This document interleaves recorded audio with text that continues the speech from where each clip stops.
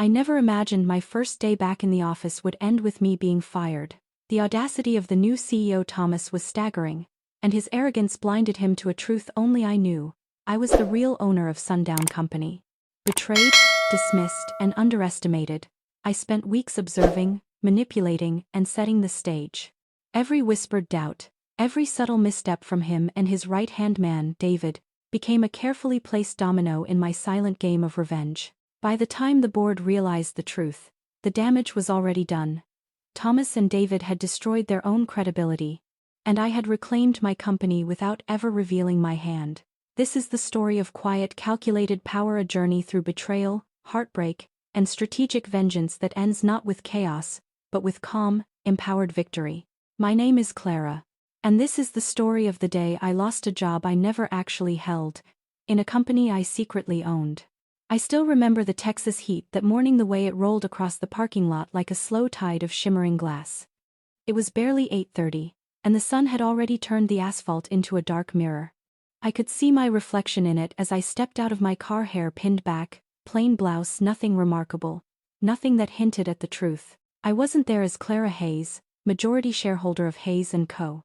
I was there as Clara James, a modest administrative hire. A nobody. Invisible.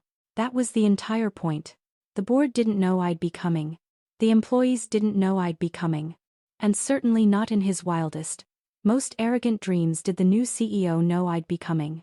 Not on his first day. Not in disguise. Not as one of the people he believed he had the power to crush. I stepped into the lobby, marble floors, steel beams, the cold scent of lemon polish, and for a moment, I felt something like nostalgia. Hayes & Co. was my late father's legacy. A company built on Texan stubbornness and a handshake culture that valued loyalty above all else. It wasn't perfect, but it was ours. And it had been slipping from my fingers like sand for the past 2 years. The board said I wasn't emotionally objective enough. Investors whispered that I wasn't aggressive enough. Consultants told me to step back and let the experts handle it. All of that led to him, the new CEO. David Creston. Harvard polished. Boardroom groomed. A man with a smile that didn't reach his eyes. They told me he was the future. I didn't believe them, but I wanted to see for myself. So I built a test. I didn't know that on his first day, he would fail it spectacularly. The elevator ride to the 12th floor felt longer than it should have. I wasn't nervous, just watchful. Hunters aren't nervous. Predators aren't nervous. Only prey feels that. Even then, I wasn't the prey in this story. I was simply letting him believe I was. When the doors opened, the new receptionist, someone I hadn't hired, barely looked up. "Name?" she asked. "Clara James," I replied. She tapped the keyboard with the impatience of someone who thought she had more important tasks. "You're late. Training started 10 minutes ago." She didn't know that I owned the chair she sat in. Or the desk. Or the building. Or the hiring budget for her next raise if she had one. But that's the beauty of a disguise. Power becomes optional. Observation becomes everything. The conference room was half full. A cluster of new hires sat along the left wall, young, eager, jittery. Managers lined the opposite side, posturing with the subtle superiority of middle leadership, and at the front of the room, there he was, David Creston, the new CEO, my chosen storm. He stood with a posture engineered for dominance, broad stance, rolled sleeves, eyes scanning the room like a man about to make cuts before introductions. He didn't look at me at first. He didn't need to. People like him rarely notice the ones they consider unimportant. "Let's get started," he said, voice crisp, Texan accent ironed out by years of corporate polish. "This is a new era for Hayes & Co. efficiency. Innovation. No dead weight." I felt the room tighten. He walked as he spoke, pacing in smooth, predatory arcs. "We're restructuring. That means if you don't prove your value, you won't last long." He let the sentence hang in the air. Dead weight gets removed. He had no idea how ironic that would become. It happened when he finally lifted his eyes and saw me. A flicker. A microsecond of analysis. A flash of disapproval. His gaze swept over me like I was a stain on the tablecloth. Unremarkable. Forgettable. Dismissible. In that tiny moment, I learned everything I needed to know about the man the board had given my company to. He didn't see people. He saw obstacles. He saw tools. He saw problems. But he didn't see threats. Not where they actually were. Good. Let him underestimate me. Underestimation is the first ingredient of revenge. Silence is the second. Time is the third. And I had all three. Training proceeded with its usual blend of corporate jargon and thinly disguised intimidation. But the air changed halfway through when the HR manager handed David a folder and whispered something to him. He glanced at the contents. Then at me. Then back at the contents. Then at me again. And he smiled. Not a friendly smile. A hunter's smile. He approached slowly, deliberately, like a man savoring the moment. Clara James, he said. Can I speak with you privately? Every head turned. Every new hire stiffened. I nodded, rising without a word. This was it. The test. The opening move. We stepped into a small glass office overlooking the Dallas skyline. His posture changed the moment the door clicked shut. Aggressive. Superior. Performative. Clara, he said, folding his arms. I reviewed your file. I waited, hands calmly clasped. He continued. And I don't think this is going to work. My heartbeat didn't change. My breathing didn't change. But something colder than ice slid into my veins. He went on. Your resume is mediocre at best. Your qualifications don't meet our new standards. And frankly, he leaned in. You don't strike me as the kind of person who adapts well to change. Interesting. Very interesting. He thought this was dominance. He thought this was leadership. But all I saw was a man mistaking cruelty for strength. Weakness masquerading as power. He straightened his tie. Effective immediately, he said, you're terminated. Just like that. No hesitation. No humanity. No process. He didn't know the legal policies I'd written. He didn't know the ethical codes I'd instated. He didn't know the quiet force of the company he was now violating. All he knew was the false sense of control he'd been handed. A throne built on quicksand. I let silence answer him. He misinterpreted it as defeat. Typical. Security will escort you out, he added. You can collect your things if you have any. I nodded once. Calm. Composed. Neutral. Then I said something simple. Something harmless. Something so profoundly forgettable that it sealed his fate without him realizing it. Of course, Mr. Creston. That's it. That was all. Because the job he fired me from did not matter. But the file he'd just established? The action he'd taken on record. The documented violation of multiple employment laws in the first hour of his leadership.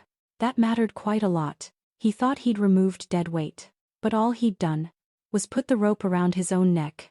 Security didn't touch me, just walked beside me through the hallways I'd known since childhood. People stared, some curious, some pitying, some relieved that they weren't the target. The new receptionist didn't even look up this time. I stepped into the elevator, pressed the lobby button, and watched the doors close. This wasn't humiliation. This wasn't defeat. This was information. And information is the purest form of power. My father once told me, Clara, when someone shows you who they are the first time, don't wait for the second. David had shown me everything. Cruelty, arrogance, impulsiveness, recklessness, ignorance of policy, ignorance of me. A CEO who fires an employee without cause on day one is a CEO who burns bridges he doesn't even know exist. And I had 16 years of bridges built within those walls. When I stepped out, the heat hit me like a wall. I didn't flinch. I walked across the parking lot slowly, savoring the absurdity of it all. I came in as a nobody, an ant in the colony, and he believed he'd crushed me. But there's something David didn't understand. Something no one on the board understood. Something I made sure stayed hidden until the exact moment it needed to be revealed. I wasn't just a shareholder. I wasn't just a board member's daughter. I wasn't just a silent owner. I was the majority owner. 51%. Legally untouchable, structurally irreplaceable. And today, he had fired me. On record. In writing.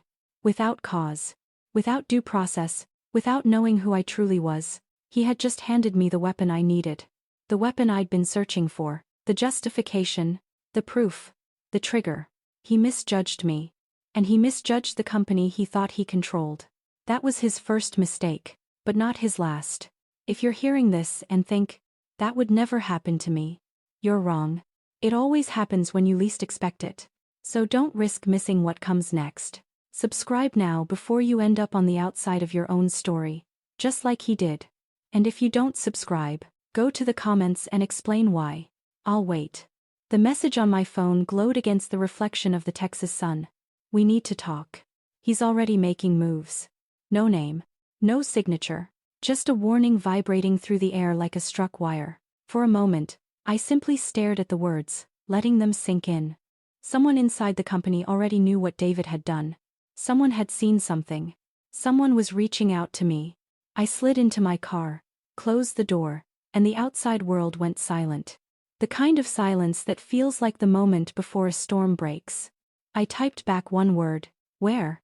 The reply was instant. Garage level 3, cars only, no cameras.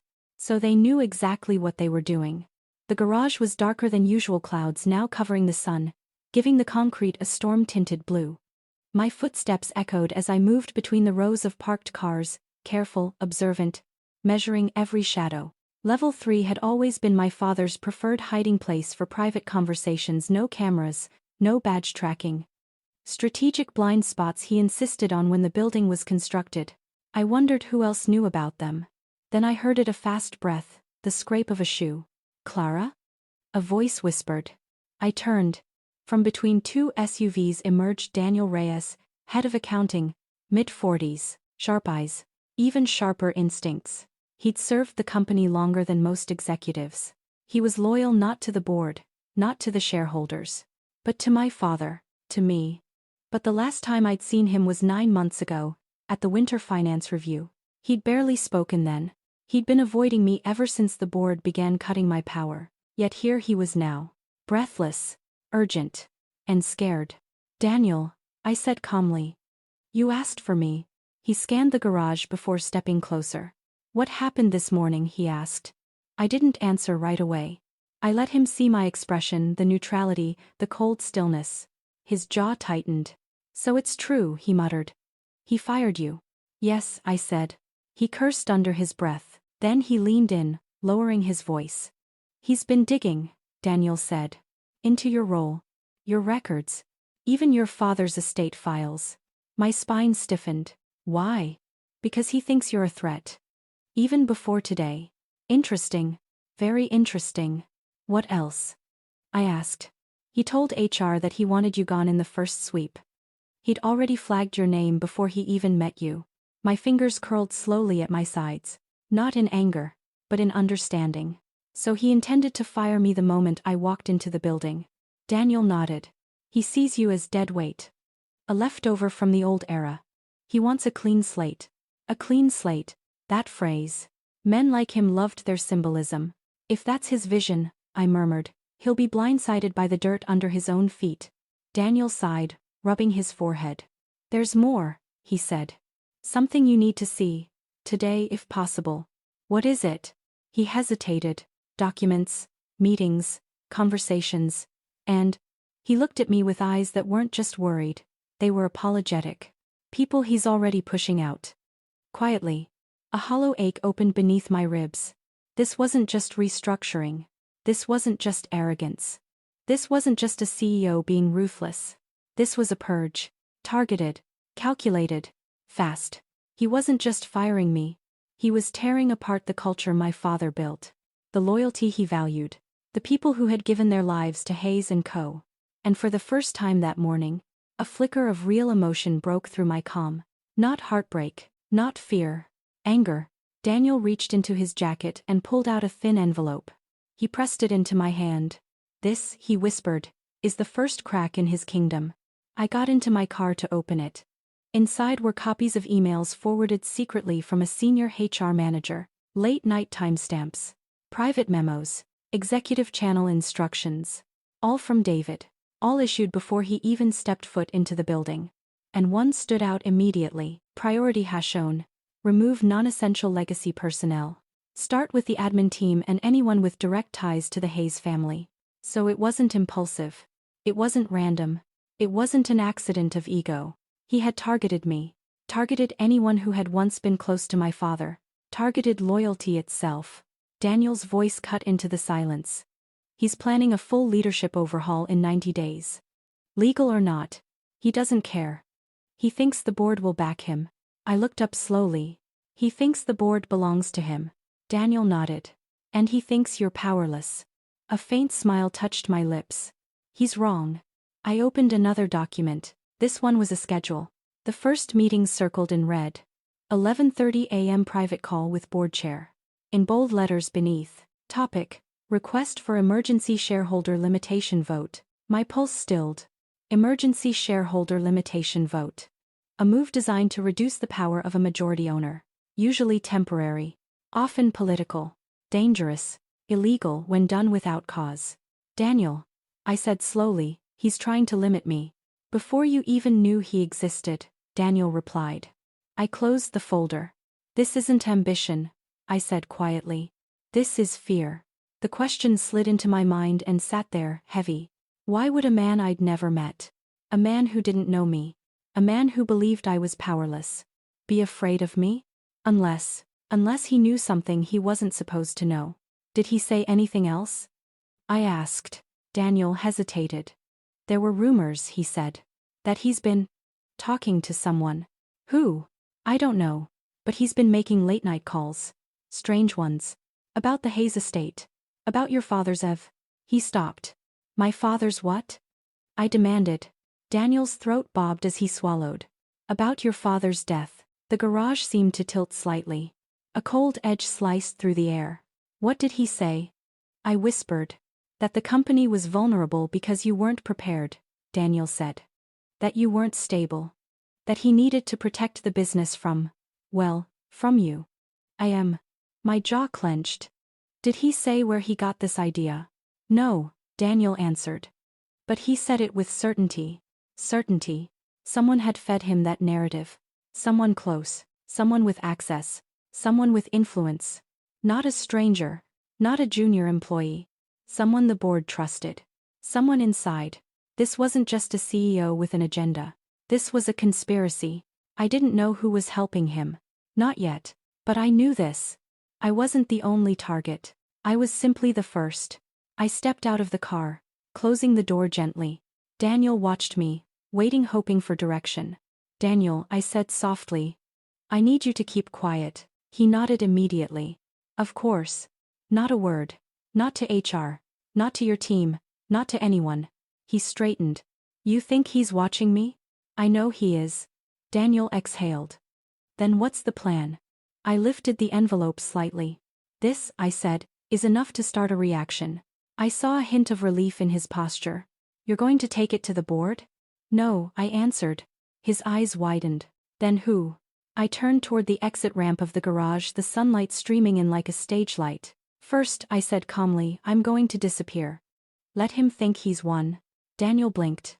Disappear? Yes, I said. Because men like him make their biggest mistakes when they think no one's watching. I took a slow breath, feeling the weight of everything sharp and clear inside me. Second, I continued, I'll watch who he fires next. Why? Because his targets will show me his fears. Then I paused, looking Daniel directly in the eyes. And third, I want him to show his true intentions. Fully, publicly, without restraint. Daniel's brows knit together. You want him to blow up? No, I whispered. I want him to build his own gallows.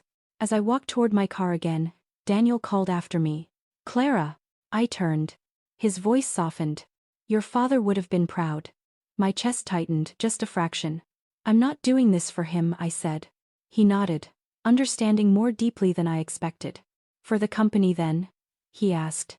I gave him a cold, thin smile. For the truth, I replied.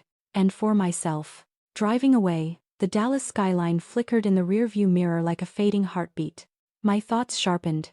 First move, fire me. Second move, purge the loyalists. Third move, limit shareholder power. Fourth move, rewrite my father's narrative. This wasn't corporate restructuring. This was character assassination. Strategic, premeditated. But the question that beat hardest beneath my ribs was simple. Why me? Yes, I owned 51%. Yes, my father had left me in charge. Yes, the board had pressured me to step down. But why the obsession? Why the urgency? Why the fear? What did he know that I didn't? My phone buzzed again. This time from a name I hadn't seen in months. Alicia. Her message was short. Clara, call me. Now. Emergency. My stomach coiled. Alicia was the sharpest attorney the company ever hired. My father had personally recruited her. She was loyal, private, precise. She didn't panic. So if she was sending me a message like this, something was very, very wrong. I pulled to the side of the road and dialed. She answered on the first ring. "Clara?" she said, voice strained, breath uneven. "Tell me you're somewhere safe." "Why wouldn't I be?" I asked. She exhaled shakily. "Because David just tried to access your sealed inheritance documents. The ones tied to your father's death investigation." My entire body went still. Cold, quiet, deadly. The documents sealed by court order. The documents only I had the right to unseal. The documents that contained my father's final secrets. Alicia's voice dropped to a whisper. "Clara, he knows something. Something he shouldn't. And if he's digging this early, I think he's coming for more than just your company. There are moments in life when the world shifts quietly, invisibly, like a floorboard settling beneath your feet. A small sound, barely noticeable. But if you're listening closely, you know the truth. Something beneath you has moved." Alicia's voice, usually cold steel, now trembled at the edges. I hadn't heard fear in her voice since the night of my father's funeral. Even then, she'd hidden it well. "Clara," she repeated, "are you somewhere safe?" I stared at the road ahead, sunlight shimmering against glass towers, traffic humming in lazy mid-morning waves. "Yes," I lied. "You need to be," she muttered. "Because this is bigger than being fired." I already knew that, but I needed her to say it. "What did he access?" I asked. "Not much," she said. "The files are sealed. He got as far as the directory before the audit stopped him. And he knows they're sealed under my authority." She exhaled. "Yes." And he kept going. I felt something cold coil inside me. He wasn't just ambitious. He wasn't just arrogant. He was looking for something buried. Something someone told him might exist. And that meant someone close to me, someone with knowledge of my father, the estate. The sealed folders had spoken to him. Or sold to him. That was the part I couldn't ignore. "Clara," Alicia continued quietly, "he also requested access to the insurance addendum from your father's estate." My grip on the steering wheel tightened. Insurance addendum. Most people wouldn't even know it existed. Most people wouldn't know what it contained.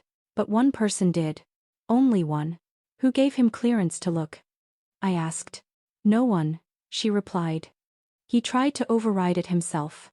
A beat of silence hung between us, heavy, calculated, telling. "He's reckless," I said. "No," she whispered. "Reckless men don't search for sealed death documents on day one. Reckless men don't request emergency shareholder limitation votes before their first staff meeting. This isn't a rookie mistake." My pulse steadied. "So what is it?" Alicia's breath hitched. "Intent. Intent." That one word hit harder than the firing. Harder than the purge. Harder than the arrogance. Because intent meant motive. And motive meant someone had pointed him toward something specific. Something related to my father. Something hidden. Buried. Buried deep enough that even I didn't fully know what it was. "Not yet." "I'm coming to you," I said. "No," she snapped. "Absolutely not. He's already suspicious. If he sees you meeting with legal..." "I'm not walking into the building," I cut in. "I'll come to you."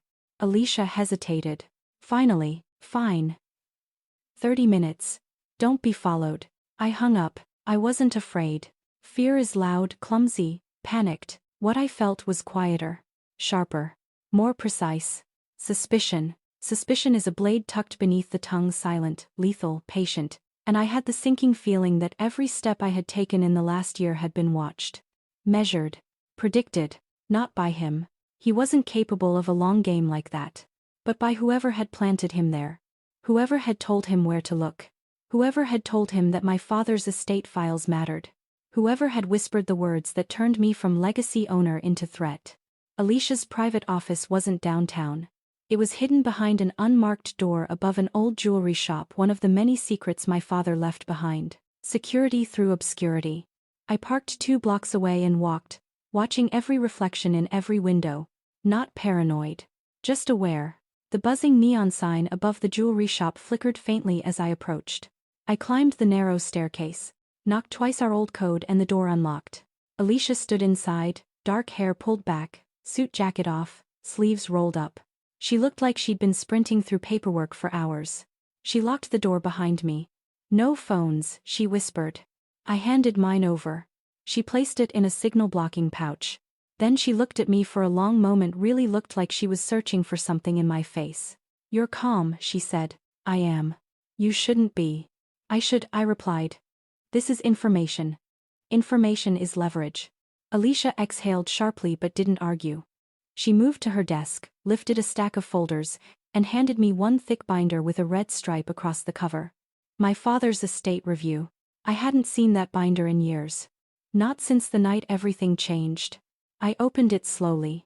The documents inside weren't new to me. Financial summaries, succession outlines, shares distribution. But then, Alicia reached into her drawer and slid a sealed envelope onto the desk. It bore my father's handwriting. My breath stopped. "You've never shown me this," I whispered. "You told me not to until it became necessary," she replied.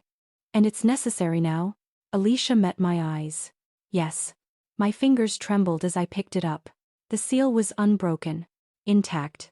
Alicia leaned forward. "Clara, before you open it, there's something else. Something I found while monitoring the audit logs." I set the envelope down gently. "What is it?" Alicia pulled up a file on her laptop, one she had encrypted. Then she turned the screen toward me. "David didn't just search your father's files." She clicked. The audit list expanded. "He searched your medical records." My stomach dropped. "What?" I demanded. "Your psychological evaluations. From the year after your father died." The room tilted, just slightly. I hadn't looked at those files in over a decade. I barely remembered what was in them. Just fragments of grief and numbness. Therapy. Assessments. Attempts at stability. And embarrassment. Raw, young, unfiltered embarrassment. "Why would he want those?" I whispered. Alicia's eyes softened. "Because he's building a case." "A case for what?" "To declare you unfit." The floor disappeared beneath my feet. Unfit. As in, unfit to lead. Unfit to own. Unfit to decide. A legal strategy designed to strip me of authority. To force me out. To take control. He wasn't just eliminating me from the company. He was trying to erase me. And someone was helping him. Someone who knew exactly where my deepest wounds were buried. "Clara," Alicia said gently, "open the envelope." My fingers slipped under the seal. A soft tear broke the silence. Inside were 5 pages handwritten, dated 6 months before my father died. I read the first line and felt the air leave my lungs. "If something happens to me, Clara must know the full truth." My vision blurred. I blinked hard. Alicia placed a steadying hand on my arm. I continued reading. "There are people I once trusted who no longer serve the interests of this family. If they move against her, she must be ready." The next line hit harder. "One of them sits on the board." My pulse hammered. "When did you find this?" I whispered. "I didn't," Alicia said quietly. "Your father gave it to me the day before his accident. Told me to hide it. Told me to wait." Accident. The word tasted wrong in my mouth, because even after all these years, something about his death had never felt right. Too sudden. Too convenient. Too clean. I lowered my eyes back to the paper. Page 2. "I have documents they must never find. If David Creston or anyone connected to him ever appears near this company, Clara must assume the worst." A chill swept through me. David's name. Years before he ever appeared. Years before the board recommended him. Years before the purge. My father had written his name. How is this possible? I whispered. Alicia swallowed. "I don't know." I read on. "There is a file called Project Sundown. If they find it, everything is lost." Project Sundown. My heartbeat paused, just for a moment. "What is that?" I asked. Alicia shook her head. "I've never heard of it." I turned to the next page. "Clara must trust no one without cause. And she must never reveal that she holds majority control, not until the day she is forced to act." The words blurred. Forced to act. That day was today. "Clara," Alicia said, "I think someone on the board contacted David. Fed him information. Gave him guidance. And whatever this Project Sundown is, they believe you have it." "I don't," I said. "Are you sure?" I froze. Because there was something. Something from years ago. Something my father had locked away in a safety deposit box. Something I had never opened because I was afraid of what it might contain. A small black key, hidden inside his watch. My breath caught. Alicia saw my expression change. "What is it?" she asked. I have a key. From my father. I never knew what it was for. Alicia stared at me. "Clara," she whispered, "that key might be Project Sundown." Project Sundown. A hidden project. A hidden truth. A hidden threat. And my father had predicted this moment. Predicted David. Predicted the board turning. Predicted the danger. This wasn't just corporate strategy. This was protection. Legacy. Warning. Alicia stepped back, running a hand through her hair. "You need to find that box," she said urgently. "Before he does." "Yes," I whispered. "Do you know where it is?" I hesitated. Then, yes. Her shoulders loosened, just barely. "Good. Because whatever's in there, someone wants it badly enough to erase you to get it." I folded the letter pages back into the envelope. Then I looked up at Alicia, my voice calm, cold, resolute. "No one erases me." As I turned to close the envelope, something on the last page caught my eye. A single line, a single warning. "The person who cannot be trusted is someone she believes is loyal." My breath froze. My eyes darted through old memories, faces, meetings, conversations. The hint was too vague. Alicia saw my expression. "What does it say?" I handed her the page. She read it. Her expression hardened. "Which board member did you trust the most?" she asked. Only one name came to mind. The man who comforted me after the funeral. The man who insisted I take time away from leadership. The man who appointed the consultants. The man who recommended restructuring. The man who suggested stepping back. The man who vouched for David. Thomas Reed. Alicia's eyes widened. "The board chair." I nodded. "Clara," she breathed. "He's the one scheduled to meet with David today." I felt the world sharpen around me. Pieces clicking into place. A puzzle forming. A noose tightening, but not around me. Around them. I lifted the sealed envelope, my father's warning holding it like a loaded weapon. Alicia whispered, "Clara, what are you going to do?" I turned toward the window, watching the city shimmer under the Dallas sun. What was I going to do? "Let them think I'm gone," I said. "Let them move freely. Let them reveal themselves." I looked back at Alicia. And then, "I'll take everything back." The boardroom had always been my father's theater. Every table polished to a mirror shine, every chair angled just so. The perfect illusion of control. I had sat here countless times, a girl quietly learning, watching, memorizing, and now, for the first time, I was watching from the outside. David Creston, oblivious, seated at the head. Thomas Reed, my supposed ally, across from him. And me absent, invisible, a ghost watching the first act of my own attempted destruction. I didn't step inside. Not yet. Instead, I observed. Through the office window across the street, I had a bird's-eye view. David's gestures were confident. Calculated. He leaned back, smiled when Thomas spoke, nodded at every concession, took mental notes of hesitation. A simple man, convinced he had the board in his pocket. A man playing chess with pawns, oblivious that the queen was already 2 moves ahead. And Thomas, my trusted Thomas, played along perfectly. He recommended motions, suggested timing, even laughed at David's jokes. Everything seemed normal. Everything seemed supportive. But I had read my father's letters. I had Alicia's warnings. And every carefully rehearsed smile hid a knife waiting to strike. Because the problem with trust is that it blinds you to warning signs. And the man I trusted most was the one who had orchestrated the perfect trap. Thomas looked up suddenly. "David," he said smoothly, "have you reviewed the shareholder directives regarding the Hayes estate files?" David's face faltered for a microsecond. He hadn't expected the question. And that hesitation was all the proof I needed. He was already in over his head. I watched as Thomas steered the conversation. Every suggestion carefully crafted. Every pause timed. David, eager to impress, exposed his plans. Purge non-essential legacy staff. Request emergency limitation votes. Conduct rapid-fire audits of estate files. And Thomas, with subtle precision, nodded. Encouraged. Validated. Heartbreaking. Seeing my supposed protector enabling my enemy layer by layer, minute by minute. I clenched my fist. Not in anger yet. Not in vengeance yet. But in anticipation, the board believed David was taking control. They thought he was the architect.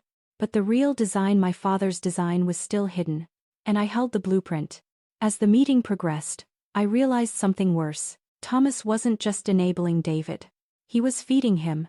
Every hesitation, every legacy procedure, every confidential detail my father had protected. He had whispered these things in private calls. He had planted seeds. And David, hungry, had dug. I should have felt shock. I should have felt grief. Instead, I felt clarity. Clarity sharp enough to cut through the grief. Clear enough to see the pattern forming in real time. David was reckless. Thomas was cunning. And I was ready. And then Thomas did something even bolder. He produced an unmarked envelope, slid it across the table to David.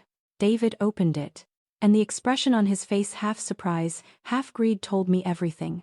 He had been given my father's private warnings, but only fragments. Enough to pique curiosity. Not enough to reveal the truth. And now, they were both dancing in my father's trap. I leaned against the office glass, exhaling slowly. My mind traced every pathway. The sealed envelope with my father's letters. Alicia's warnings about Project Sundown. Thomas Reed feeding David breadcrumbs. David exposing himself, eager, arrogant, blinded. The first sting of betrayal had passed. Now came the quiet, simmering stage, observation. I didn't need to rush. I didn't need to confront. I only needed patience. And precision. Every move David made now became evidence. Every slip, every eager question, every miscalculation documented in my mind, ready for the moment I decided to act. But even patience has limits. And even the calmest mind harbors moments of fire. Watching Thomas smile knowingly at David. Watching David nod. Believing himself untouchable. I felt the first flicker of rage. Not loud. Not explosive. But cold. Calculated. Like a storm forming beneath ice. I realized something crucial. They weren't just after my position. They were after my father's legacy. And they were using each other to get there. I had underestimated Thomas once. Never again.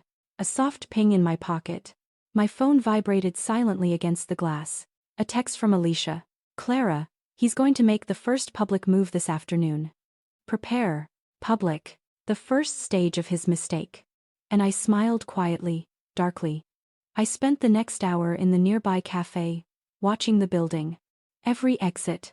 Every entrance. Every board member coming and going. David's arrogance was predictable. Thomas's loyalty, fragile. And the staff? Fearful. Cautious. Eager to align with whoever appeared dominant. I sipped my coffee, letting the bitterness sharpen my senses. Every conversation. Every glance. Every minor slip. Everything counted. This wasn't revenge yet. This was research, collection, observation. And when the time came, they would not see it coming. By 2 p.m., David made his move. He sent out an email, formal, polished, to the entire executive team. Subject line. Immediate changes in Hayes & Co. legacy personnel policies. The reactions were instant. Confusion. Whispers. Fear. Some staff nodded obediently. Others froze, unsure what to do. Thomas smiled approvingly. David, proud, clicked send. And that, my friends, was the first mistake. Because as they celebrated their victory, I sat miles away, untouched, invisible, watching the first cracks form in their empire. And I knew, with absolute certainty, they had no idea who was truly in control. Betrayal is a quiet thing at first. A flicker behind the eyes of someone you trust. A small slip in their tone, a hesitation, a secret shared when no one is watching. You feel it before you see it. And then, sometimes, it hits like a thunderclap. Today I felt both. It was mid-afternoon. David sat in the boardroom, smug, drafting yet another email outlining operational excellence improvements. Thomas sat beside him, nodding politely. A perfect facade. I watched from my vantage point outside the building, still invisible, still calculating. Then the first hint of disaster arrived, not in their words, but in a single misdelivered document. Thomas, so careful, had made one tiny mistake. An envelope addressed to David, intended to be private, containing internal audit findings. Someone in the mailroom, sloppy, inattentive, but human, placed it where I could see it. tossed on a security desk with a briefcase tag. I grabbed it, opened it, and read the name that made the world tilt beneath me. The audit results were damning, but not for David. For Thomas Reed. Every document, every note, every whisper Thomas had fed David was in these files. But not only that, it documented bribes, backdoor deals, and secret transactions siphoning company funds. My chest tightened. The man I had trusted, my father's friend, my mentor, my shield, was not only betraying me, he was betraying everyone. And worse, he had planned it all under the guise of loyalty. Thomas Reed was the architect of my firing. Thomas Reed had handed David the knife. And Thomas Reed had ensured that every step I might have taken was shadowed, manipulated, predicted. I felt the floor shift beneath me, not the city streets, but the floor of my world. The world I thought was safe, the world I thought I could trust. Gone. I held the envelope in my hands. Every heartbeat screamed. I knew one thing with perfect clarity. Thomas Reed had underestimated me, and I would use his arrogance against him. I returned to Alicia's office without being seen. She looked up as I entered, sensing the storm before it arrived. "They're making mistakes," I said quietly. "I have proof. Thomas is the traitor." Alicia's eyes widened. "Every board member will believe David is the puppet master," she whispered. "They don't know he's just the instrument." I nodded. Exactly. Now it was time to plan, not in haste, not in fury, but in cold precision. I spread the documents on her desk, highlighted the discrepancies. Every secret meeting, every misused fund, every hidden instruction to David. "This," I said, "is the key to turning the board against him." The irony, delicious. The man who thought he was untouchable had handed me the dagger I needed. The plan formed naturally. I wouldn't confront them immediately. I wouldn't make a scene. I would let Thomas and David continue. Let them expose themselves. Step 1. Distribute subtle hints to select board members. Anonymous tips, carefully worded memos. Slight inconsistencies in reports. Step 2. Document their reactions. Every panic, every denial, every defensive email would feed my strategy. Step 3. Wait. Patience is underrated. Patience is the real weapon. And I had it in abundance. That evening, I received an unexpected call. A number I didn't recognize. A voice, familiar yet distant. "Clara. You need to know. It's worse than you think. They're planning to remove you completely from the company registry. Tomorrow. Complete erasure. No control. No leverage. No legacy." I stayed up long into the night. City lights blinking like distant stars below. The envelope and the files spread on the table. My mind rehearsing every step. I thought about David. His arrogance. His impatience. His belief that he could play this game. I thought about Thomas. His betrayal. His casual assumption that loyalty was guaranteed. And I thought about myself, the girl who had been fired on day one. The girl who held the power they couldn't see. The girl who had learned to wait. Waiting wasn't passive. Waiting was active. Waiting was strategy.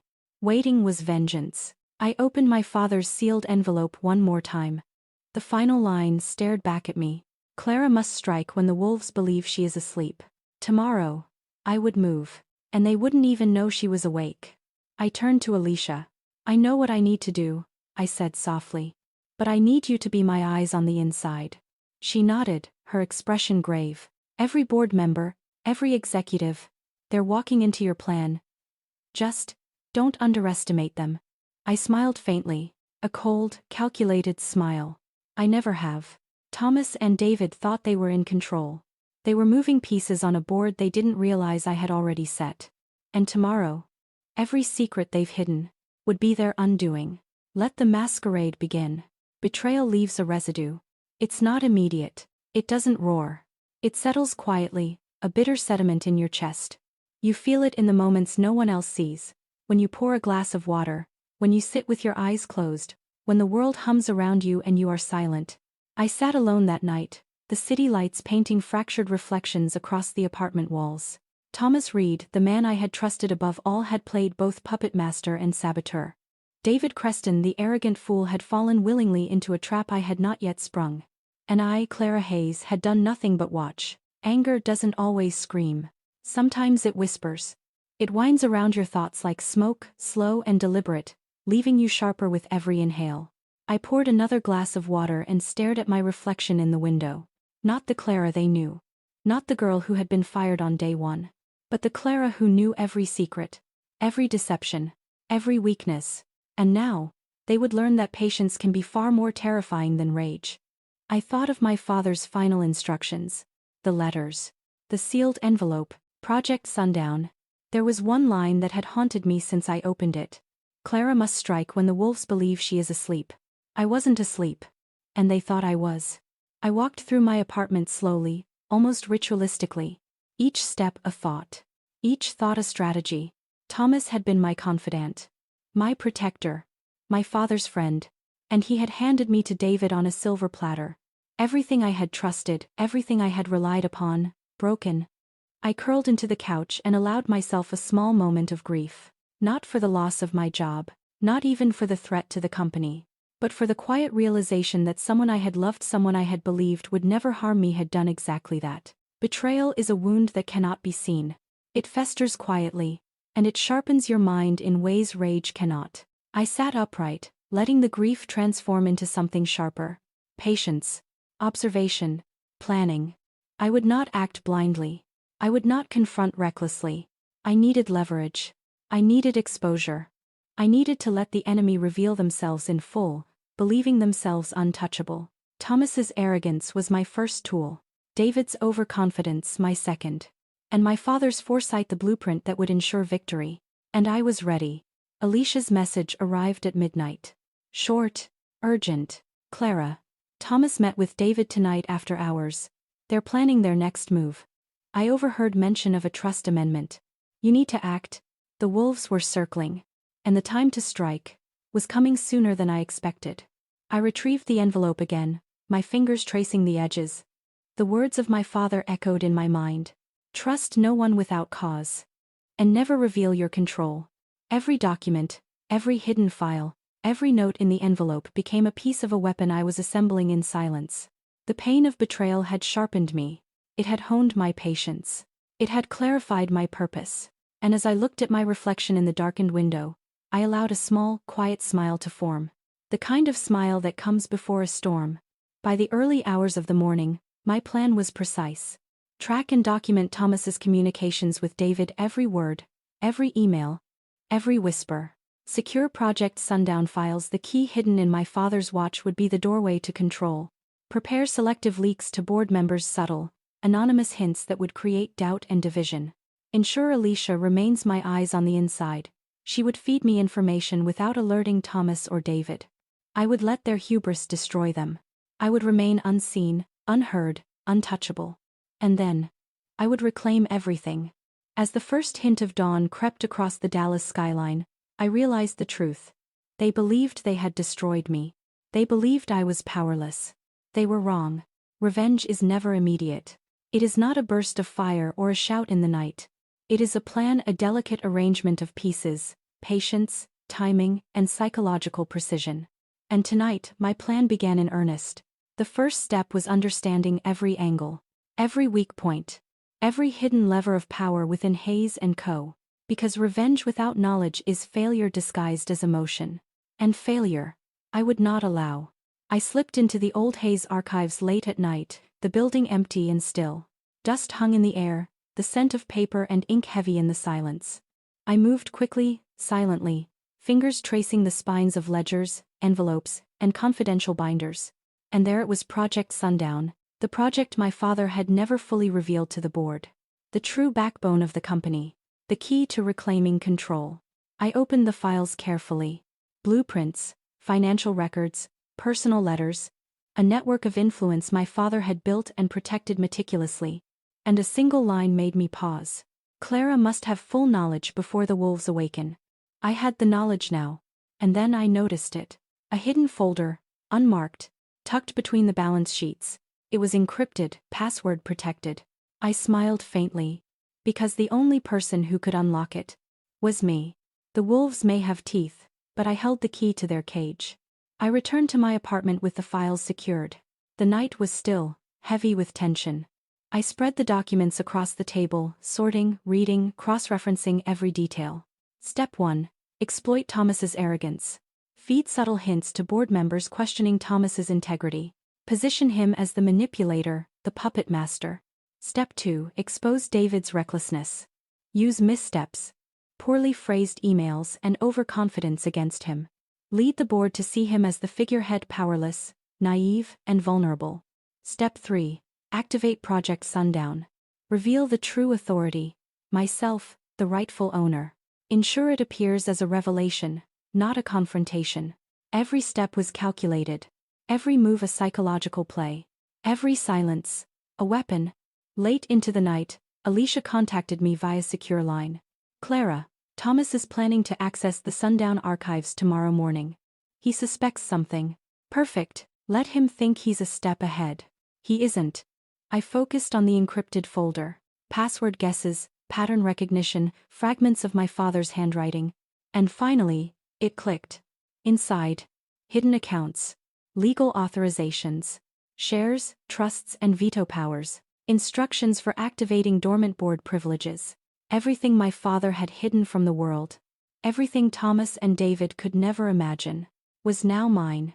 And with it, the leverage to control the board completely. Knowledge is power. And now I had it all. I traced a single file labeled, Emergency Protocol, Clara Hayes. It contained instructions for the exact moment the board believes the CEO is in full control. The moment, when I would step out of the shadows, and when that moment comes, they will never see it coming. With Alicia's insight and the Sundown files, I planned the first strike. Seed doubt in the board. Anonymous memos highlighting inconsistencies in Thomas's financial dealings. Expose minor errors by David. Emails, rushed decisions, reckless public statements. Position myself as the savior, quietly, subtly, without appearing to intervene directly. The beauty of this strategy was in invisibility. They would blame each other, they would fight over control, and I would emerge untouched. As the city lights flickered outside, I allowed myself a small, satisfied smile. They thought I was powerless. They thought they had the upper hand. And yet, with one folder, one plan, one calculated night, the game had already begun. Action is the measure of a plan. Without it, even the most brilliant strategy remains a shadow. Tonight, I would take my first steps, not loud, not overt, but precise. The pieces would move subtly, and the reactions would reveal everything.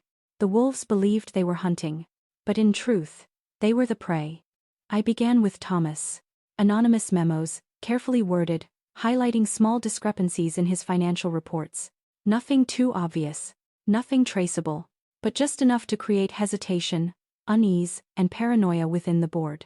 I watched from a distance as the first effects appeared. A subtle narrowing of Thomas's gaze during a board meeting.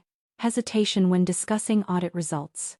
A tiny flinch whenever David praised a completed task, an unspoken fear that the praise might be hollow. The wolf begins to sniff the air, but it doesn't know the trap is already set. A text arrived from Alicia. Clara, David just questioned Thomas about last quarter's expense report. He's unsettled. Keep watching. Perfect. The first fissures appear. Next, I targeted David. Small inconsistencies were planted in reports he reviewed. Slightly misaligned figures, subtle suggestions of overlooked procedures, a few anonymous notes questioning decisions. David, eager to prove himself, began making rash corrections. Frantic emails to board members. Quick decisions with no thought for consequence.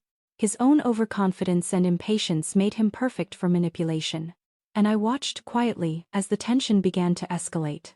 As I observed their reactions, I allowed myself a moment of reflection. It is a strange sensation. To feel betrayal, heartbreak, and power simultaneously. To watch the people who thought they controlled you crumble under their own arrogance, and to remain untouched. This is patience. This is precision. This is the quiet satisfaction of knowing the first move has been made. By midnight, subtle panic began to ripple through the board. Thomas whispered urgently to David. David replied with overconfidence, unaware that his every word was being recorded, documented, and interpreted. Alicia messaged, Clara, the first cracks are showing. Thomas is already questioning himself. David thinks he's in control. They don't know we're ahead. Ahead. Always ahead. I monitored the situation from my apartment, a silent observer in a city that hummed with ignorance. Every email, every phone call, every step was analyzed. I noted Thomas's anxiety, rising like a slow tide, David's frantic attempts to assert authority, the board's subtle shifting loyalty. Each micromovement revealed a weakness. Each pause, a crack in their armor. And each mistake brought me closer to the ultimate revelation. A sudden email from a senior board member arrived, copied to me, anonymous tip included. Something is off with Thomas's numbers. Can anyone verify before the next meeting? The trap was closing, and they didn't even know they were inside it. As the night deepened, I allowed myself a small smile. This was only the beginning. A minor execution, yes, but it proved my strategy worked. The wolves were stumbling over their own arrogance. The board was confused, divided. And I, Clara Hayes, remained invisible, silent, untouchable. Alicia's final message of the night. Clara. They're already turning on each other. Thomas just accused David of bypassing protocol. David laughed, but I saw the doubt in his eyes. They're perfect. Perfect. Victory is not declared in a single act.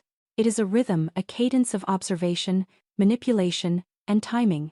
Tonight, I would test the wolves further, pressing their arrogance against the fragility of their control. Every reaction would sharpen the blade I held quietly in the shadows. They think they are predators. I know they are prey. The board convened early the next morning. Thomas entered, confident as always, yet the previous day's cracks lingered behind his eyes. David swaggered in, eager to assert dominance, oblivious to the fact that I already controlled the narrative. I wasn't there. I didn't need to be. From a distance, I observed every gesture, every expression, every micro-reaction. Thomas shifted nervously when a junior executive referenced unverified financial reports. David fidgeted with his tie when Thomas began questioning protocol. Board members whispered, uncertain who to trust. The wolves were circling, and I was the wind. A subtle note was delivered to Thomas's desk. Numbers don't lie. Verify before it's too late. Thomas glanced around, suspicion flickering in his eyes. David leaned over, smiling, assuming he knew the source. Neither knew. I did. I escalated the tension carefully. Small, precise digital leaks reached select board members, highlighting inconsistencies in Thomas's past directives, suggesting oversight failures in David's recent decisions. Anonymous questions about the handling of legacy projects. I did not accuse. I did not confront. I only seeded doubt. And doubt is a far deadlier weapon than anger. The reactions were immediate. Thomas's arrogance faltered. David's confidence wavered. Board members began to exchange cautious glances. The wolves were fighting shadows they could not see. And I was the shadow. By mid-morning, Alicia sent a brief text. Clara. Thomas just asked David for clarification on the sundown files. He suspects something. David denied it. Hesitation was clear. Board members are uneasy. Perfect. Perfect indeed. Let them claw at each other. The trap is tightening. I introduced another layer. Financial ambiguity. Slight errors in Thomas's reports, amplified in anonymous notes, undermining David's authority, highlighting overlooked procedures and missed deadlines. Board whispers, carefully crafted anonymous hints of mismanagement. Every action measured, every reaction documented. Every slip stored in my memory like a weapon waiting to be unleashed. The beauty of this stage, no one suspected a puppet master. Everyone blamed each other, and I remained unseen. Late in the afternoon, a sudden phone ping broke the silence. A photo taken inside the boardroom during a private meeting. Thomas and David, leaning over a confidential folder, unaware they were being observed. Everything they thought was hidden was now mine. I sat in my apartment, sipping coffee, watching the city lights. The boardroom chaos unfolded as I had anticipated. Thomas's overconfidence had become hesitation. David's arrogance had become recklessness. The betrayal I had endured, the heartbreak, the anger, they had all crystallized into focus.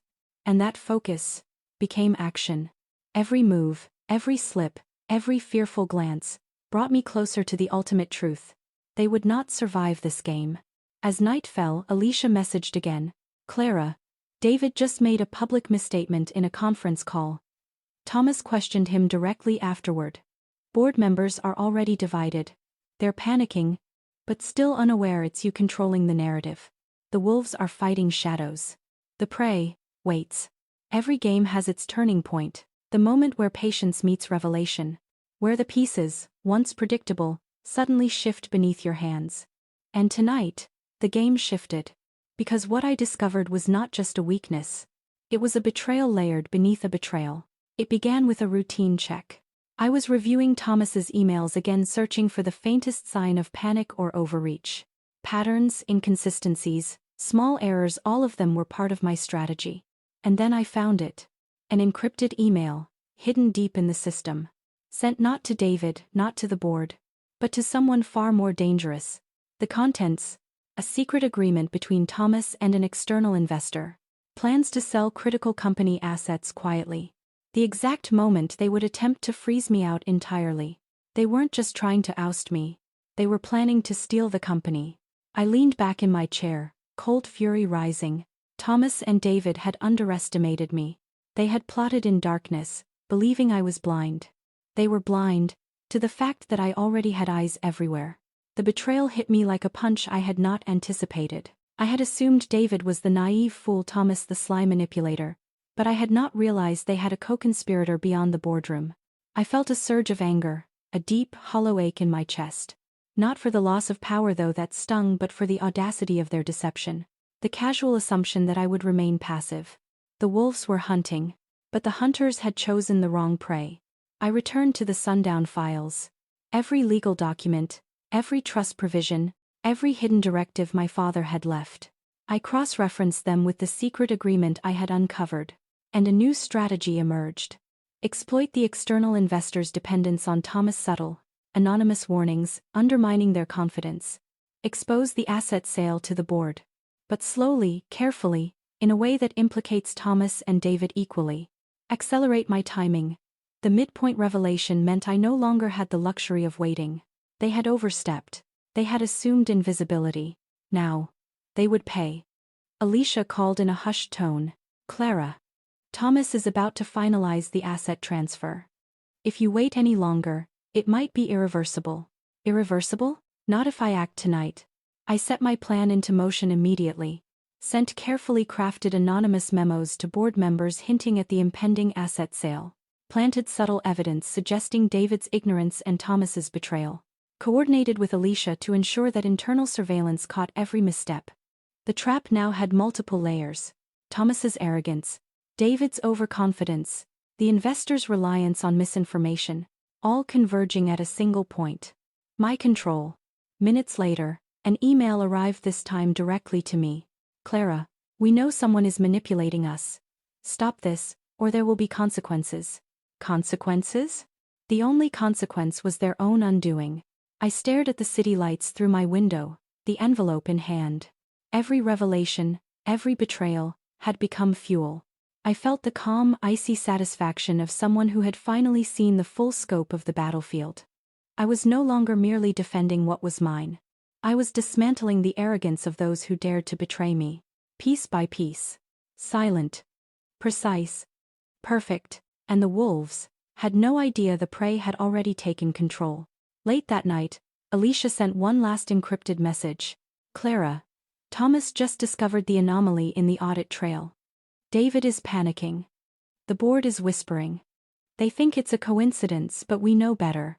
And soon, the revelation they never anticipated would shatter everything. The moment of action is unlike any other.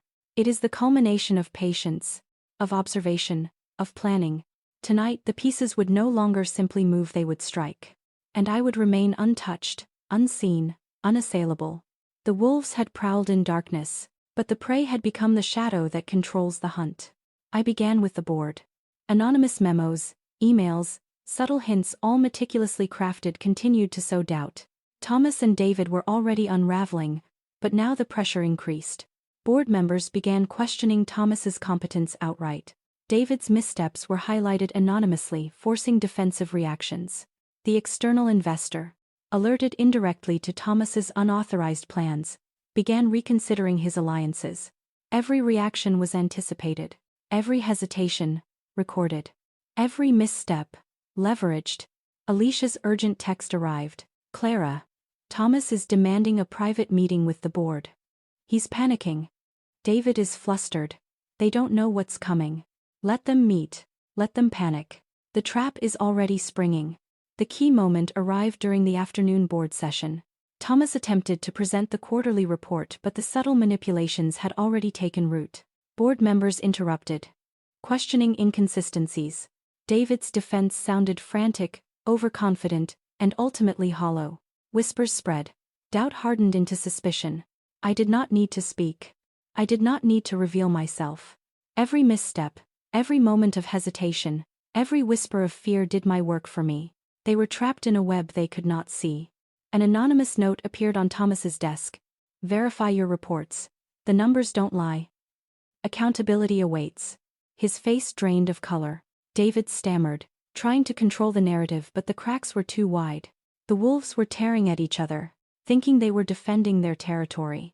I watched it unfold from my apartment, every detail relayed via Alicia. The satisfaction was not loud. It was not a shout of triumph. It was the quiet understanding that the game I had played in shadows had succeeded. Betrayal had been transformed into leverage, anger into strategy, and the prey had become the unseen hand guiding the hunters toward their own undoing.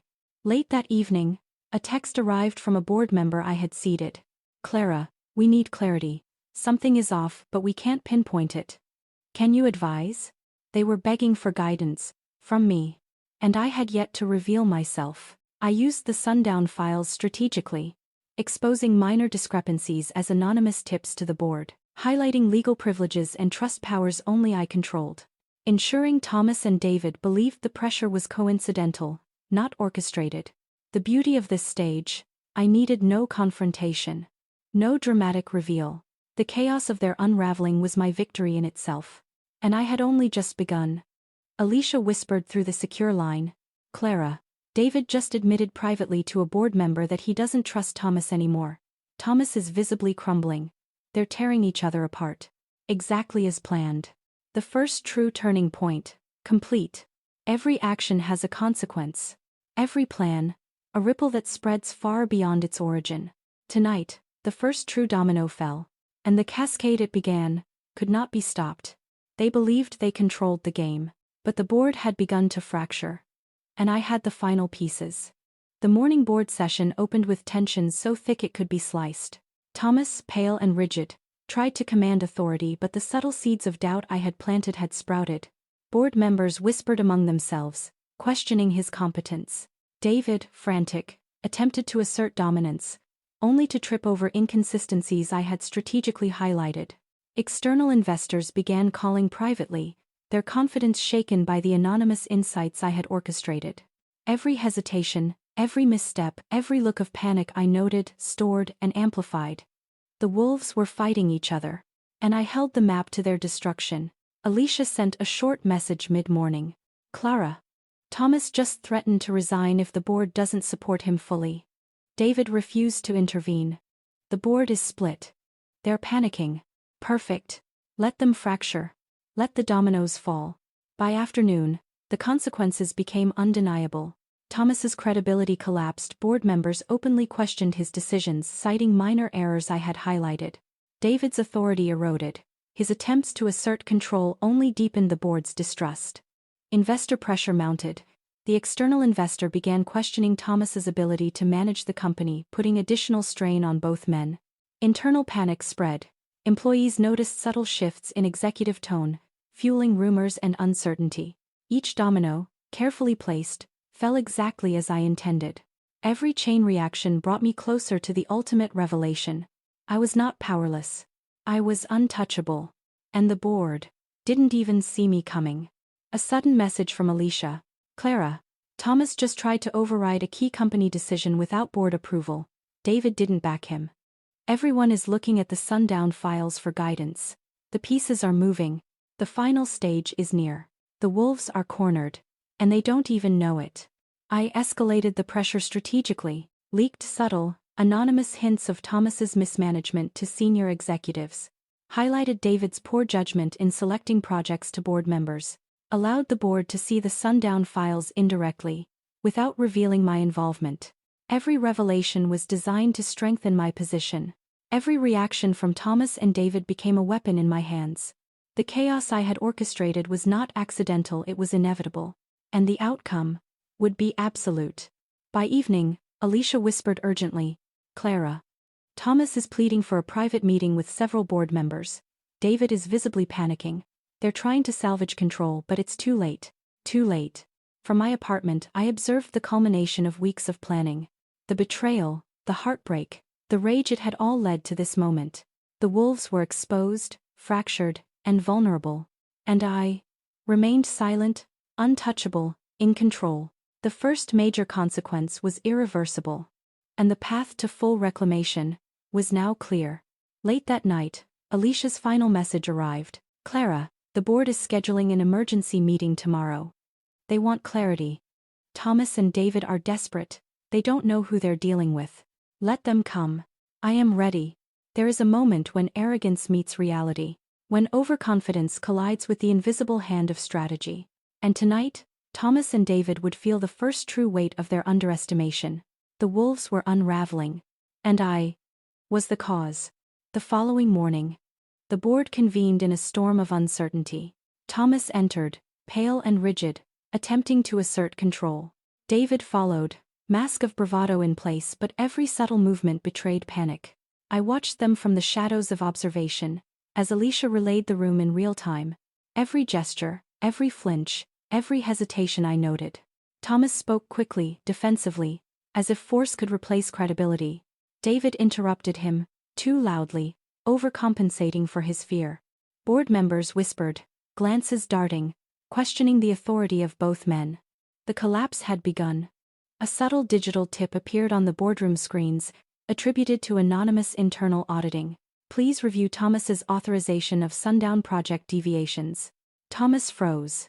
David's face betrayed confusion and panic. The wolves had stumbled into their own trap. I pushed the tension further.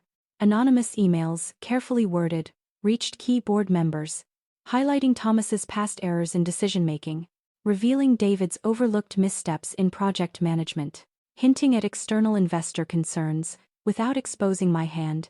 Every ripple of doubt became a crack in their armor. Every whispered question became a weapon I wielded silently. They were panicking, and they didn't know why. Alicia whispered through the secure line, "Clara." Thomas just lashed out at David, claiming the other is undermining him. Board members are shocked. Their unity is collapsing. Exactly as planned. The wolves tear at each other, blind to the fact that I control the storm.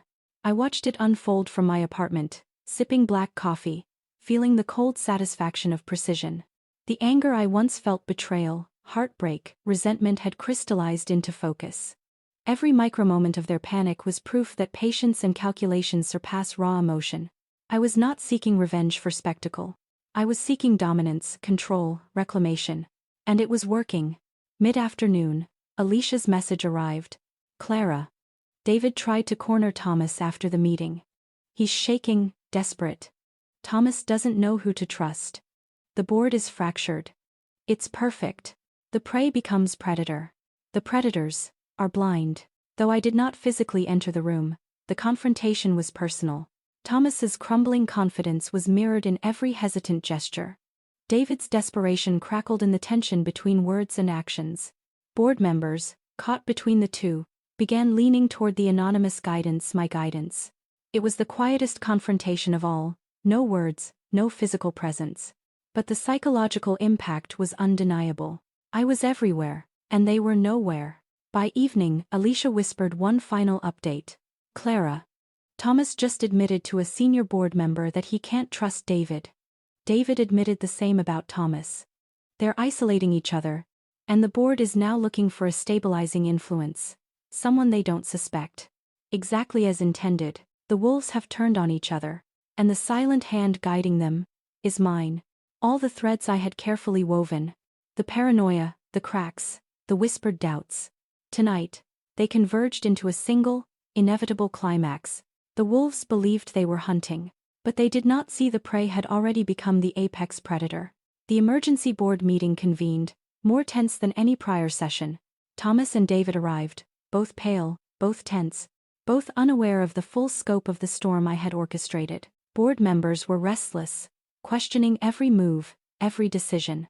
The external investor called in, probing for clarity, raising suspicions about internal mismanagement. Thomas and David attempted to assert control, but their unity was gone. A subtle digital message appeared, attributed to anonymous auditing. Please review the Sundown Project files. Questions about authority and control have arisen. Thomas's hand shook as he opened the documents. David's confident facade cracked in seconds. The wolves were trapped in shadows they could not see. Using the Sundown files, I revealed anonymously at first the full extent of my legal authority over the company, ownership provisions, hidden trusts, and executive powers no one had fully considered. Documentation proving the legitimacy of my role as the true owner. Evidence showing that any decisions Thomas and David made without my consent were null. The room froze. Whispers turned to shock. Accusations were silenced by the undeniable truth. They had gambled, lied, and betrayed. And I held the winning hand. Alicia's urgent text arrived as Thomas stammered, "Clara, they're realizing it. David just asked if the Sundown files can be trusted." Thomas is frozen. Frozen. The apex predator reveals herself. And the wolves know it. The fallout was immediate. Thomas attempted to argue. But the board ignored him, now aware of his overreach. David tried to salvage his reputation. But even the investor questioned his judgment. Board members shifted, rallying around the unseen authority that had orchestrated clarity and control. No one suspected me personally. And yet, my power was undeniable. The quiet control, the subtle strategy, the unseen hand, had dismantled the opposition completely. And I had remained invisible. Late in the day, Alicia sent one final encrypted note. "Clara, the board has unanimously reaffirmed the Sundown Project under your authority. Thomas and David are sidelined. You're in control. In control." The final twist, complete. I returned to my apartment, the city lights reflecting across my desk. The betrayal, the heartbreak, the weeks of calculated manipulation, all of it had led to this quiet victory. I did not need confrontation. I did not need spectacle. The triumph was in precision, patience, and silence. I had reclaimed not only my company, but my agency, my dignity, my power. The wolves were still learning the lessons of their own arrogance. And I was finally free to decide the next chapter. As night fell, Alicia whispered through the secure line. "Clara, it's over. They're gone. The company is yours. But you've earned more than ownership. You've earned control of destiny itself. Yes, control. And nothing will ever blindside me again." Victory, as I had learned, is not a moment, it is a process. The wolves may fall. The dominoes may collapse. But rebuilding is where true power lies. And I was ready to rebuild. Not for revenge. Not for spectacle. For control. For order. For my legacy. The storm has passed. Now comes the calm. And the careful shaping of the world that remains. The first days were methodical. I reviewed every department, every project, every contract, ensuring my authority was secure. Teams once loyal to Thomas and David now looked to me for direction. Investor confidence stabilized under my unseen guidance. Internal processes were corrected and optimized without fanfare. Silent but undeniable. I did not announce myself. I did not make grand gestures. Control, I had learned, is more powerful when quiet. When it moves like a shadow everywhere, yet nowhere to be caught. A subtle message from Alicia arrived. "Clara, the board has implemented all your recommended changes. Operations are stabilizing, but a few of Thomas's loyalists are watching. Be careful, they may still try to undermine. Let them watch. I do not fear shadows I can see." I began restructuring Sundown with precision. Streamlined departments, cutting inefficiency. Reassigned key roles to executives I trusted, carefully tested for loyalty and competence. Introduced strategic projects that reflected long-term vision, not personal ego. Each decision reinforced my authority. Every subtle adjustment reminded the company and the remaining dissenters that the unseen hand guiding them was mine. I did not need to speak loudly. Silence, patience, and careful planning spoke louder than any announcement ever could. As I walked through the office, watching employees work with quiet focus, I reflected on the journey. The betrayal, the heartbreak, the manipulation, it was all a crucible. I had emerged not just unbroken, but empowered. Every slight, every dismissal, every underestimated glance became fuel for calculated strategy. I had learned that power does not demand recognition. It demands control. And control I now have completely. Late one evening, Alicia whispered through the secure line, "Clara, Thomas has quietly resigned from all company operations. David is relocating. No one suspects your full involvement. You have the company entirely in your hands." Entirely in my hands. The final pieces are in place. And the past is no longer a threat. I spent the evening alone, overlooking the Dallas skyline. The city lights stretched endlessly, a reminder that control is both fragile and infinite. I did not seek revenge for entertainment. I did not seek victory for recognition. I sought agency. And now, I possessed it fully. The wolves are gone. The prey is now the apex. And I have only just begun.